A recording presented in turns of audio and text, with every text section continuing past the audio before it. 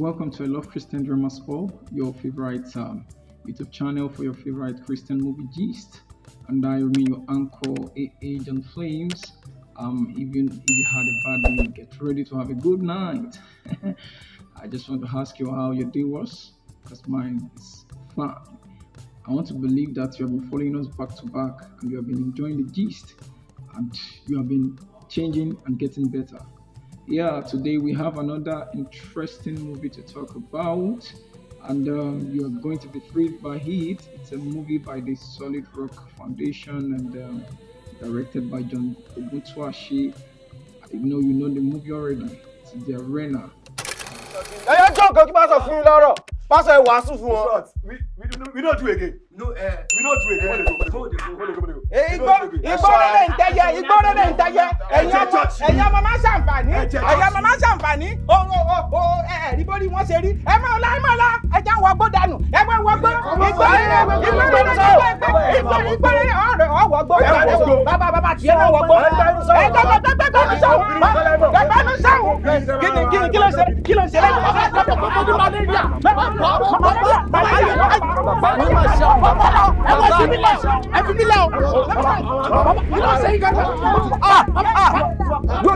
baba dúró akin dúró ọlọ́yin máa lẹ̀ bọ̀ ni ọlọ́yin máa lẹ̀ bọ̀. baba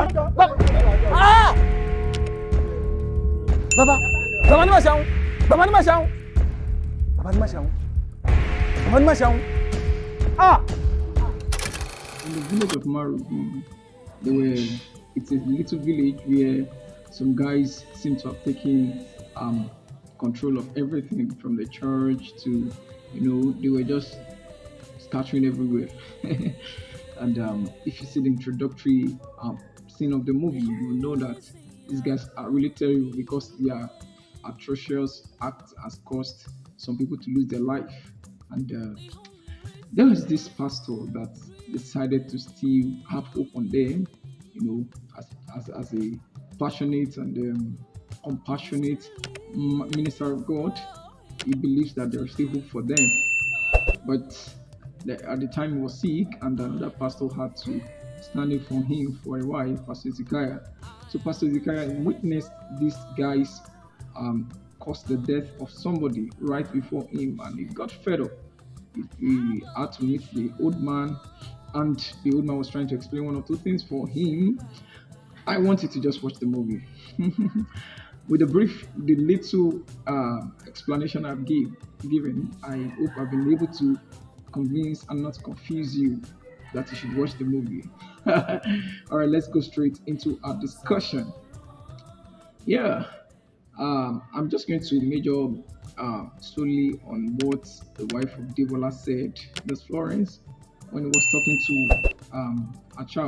a son, and the son was talking about being confused about what he wants to do with his life, trying to seek the mind of God, and he felt that okay, maybe he should become a footballer. The mother made mention of some things when the boy asked about matters of purpose, the fact that is it possible that there are some people that are not living according to purpose. Then the mother gave 3 categories of people, and that's just what I'm going to be talking majorly on.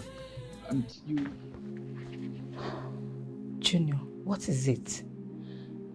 Mom, do you think there are people who leave this earth without knowing their assignment on earth? Yes. There are some people who don't know their purpose on earth just because they don't know God or they can't hear God. Some know their assignment, they just don't do it because they are distracted or preoccupied by other things, while some carve out their own assignments and expect God to join them. Why do you ask? I don't know, maybe being a doctor is God's purpose for me. What do you mean? You're studying to become a doctor? Because you want me to become a doctor. Okay. What would you rather become then? Maybe a footballer. pick your own. The first is that some people don't even know their purpose simply because, or maybe because they are not able to hear God. I want you to know that purpose is not invented, it is discovered. The maker, the manufacturer, which is God, that made every man, knew what he wanted to do with every man. So even if you are born by mistake, you are not a mistake. So it was intentional that you are in the country that you are in. It's intentional. It's not because he wants you to suffer. That's why he puts you where you are, even in that family. And the fact that you're born into a rich home also is not just because he does not. Okay, of course he does not want you to suffer. Like, I'm just trying to say that it's not just because of what those little things that you are thinking that might be the reason. There are great reasons. Perhaps the destiny he has for you do not have time, and you have to leverage the shoulders of giants. So, and the parent being one already, he wants the journey to be very fast so he can be able to accomplish what he wants to accomplish. And then he gave it to a parent or a family that is, established. So, whatever way you enter through into this world, whether your parents gave birth to you before they got married, or you were the first child, or it was after 10 years you were giving birth to, however, I want you to know that you were born on purpose. It was deliberate. So when we talk about the matter of purpose, well, you can there are many ways you can be able to use to discover near purpose. But the real purpose is something that needs to be discovered by revelation. And when I talk about revelation, I'm talking about how God speaks to you.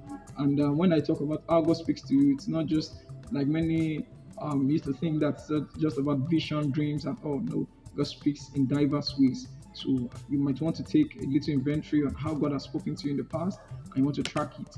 So all I'm saying in essence is that when it comes to matter of purpose, if you do not hear God, if you do not know how God speaks to you, it might be very, very difficult for God to be able to pass it across to you. Although some people receive just by prophecy, which is a third party, but regardless of how, when it comes to matter of third party and matter of purpose, it's third party can give you hints, but you need to discover yourself, because on the journey of purpose are a lot of things that are going to scare you. And if you do not know it for yourself, you will have every reason to go back, because in the first place, it was not your idea, or it was not your revelation. That some people know their purpose, but they do not follow it, they do not do it because they're preoccupied with other things. There's this Yoruba word that says that ohun tó máa jẹ, ó wà ní ohun tó máa jẹ. Ohun tó máa jẹ, ó wà ní ohun tó máa jẹ. That is, what you will eat is in your purpose. Your purpose is bigger than you anyways, but what you are supposed to be is in your purpose. What is going to feed you is in your purpose. Now, you are not pursuing purpose because of what you want to eat, because purpose is not first for you, it is first for the generation you have been called to serve. So, but in the course of serving your generation, God serves you, because you serve them, He serves you, since He's the boss of this company. Now, when we talk about purpose, I'm not talking about just the religious setting that maybe God is going to make you pastor or a prophet, apostle. You might be able to occupy these spiritual positions in diverse sectors. That is, it's not necessarily an apostle on the pulpit. You could be an apostle in the marketplace. So purpose is beyond preaching. It's beyond being a pastor. Yeah, that's better. Because wherever you are, regardless of whether it is the church, or maybe it's a company, or maybe it's you're in the political sector, wherever you are, God wants you to shine light, and not just your light. He wants you to shine His own, because every light is little compared to the light of Christ, and the light of Christ is the true light. Yeah, Jesus is the light. So you can't shine any light if you're not shining the light of Christ. You understand? There are sometimes there was a time when we thought that we had light, the time of lantern, until the white bulbs came, and brighter light came, and we knew that, oh my God, we have been living in darkness all this while. So God is the great light. So what am I trying to say? Some people already know it, but they are preoccupied because of the hustles and bustles of life, because of the fear of what will I eat, how am I going to survive, forgetting that the person that created you also has created the system of survival, because there is no manufacturer that does not create a means by which what he has manufactured can be replenished. There are all these structures, there are all these things there. You see, sometimes they put, when you buy a phone, sometimes they put some things extra, and then sometimes they give you free repair if you fall into. That's warranty. That's if your device has the issue, that is something that they can handle. or that plays by the rule of the that supports the warranty. So what I'm saying is that God can feed you. Don't be so preoccupied with other things apart from purpose. Like I said, purpose is not just about being on the pulpit. If God calls you to the pulpit, I mean that's beautiful. But if He didn't, you don't need to force yourself. God can call you to be a footballer, and you say, well, because in your mind, your church mind, you want to serve God. You say you become a pastor. My friend, you are doing the wrong thing. You have been called to the to play football. The fact that you are on the pulpit does not mean you are serving God. Yeah, you are serving God, but that is not your own work. It's just like someone that is employed into a university and as a lecturer, and he gets there and starts sweeping. It's a good thing to sweep, but who will pay him? The person that will be paid for that work is the cleaner, because his own account will be in red. It will be marked for him that he does not come to class because his own work was not what he has been doing, although he has been busy. So let's just say call that busy but guilty. And the third thing she talked about are those that carve out their own assignment and expect God to join them. Okay, I already said that in passing. Like those that determine what they want to become. I told you, purpose is not what you invent, it's what you discover. Some people are so zealous that they have zealously led themselves astray. The fact that you are calling Jesus, the fact that you are, it's looking like Jesus is with you in that journey. So far, you are the one that orchestrated it. You are the one that will sponsor it, because God sponsors a project that He has orchestrated. So what am I saying? These third people are those that, well, maybe out of ignorance or zeal or foolishness, some people have decided to carve out their own assignment for themselves. They decided to decorate, to think, to just carve one purpose for themselves, one assignment that nobody has sent to them. You know, like I talked about the lecturer and the lecturer that went to clean. Of course, he has a work that he was supposed to do, but he went to clean. Even though it's a beautiful thing, nobody is going to pay him for that. So to just cut everything short, I want you to know that the matter of purpose is not something that you can take with levity. If you have not discovered it, you want to go to God in prayers, you want to go to God in search, you want to search His word, and you want to listen attentively to know what God actually wants for you. And then perhaps you're finding it hard, you might want to meet somebody close to you who you know that is spiritual, that can help you. And perhaps you are preoccupied with other things apart from purpose. I want to tell you that even the purpose you have is so much that if you spend all your whole life doing it, you need grace to finish it. Not to not talk of you now doing other things with it. Perhaps you are already working, and the purpose that God gave you God made you the managing director of that company is because He wants you to be a model, a Christian, a child of God that will stand for righteousness and holiness. And you're already bending. You want to stand straight because you're already fulfilling the purpose for which God gave you that job.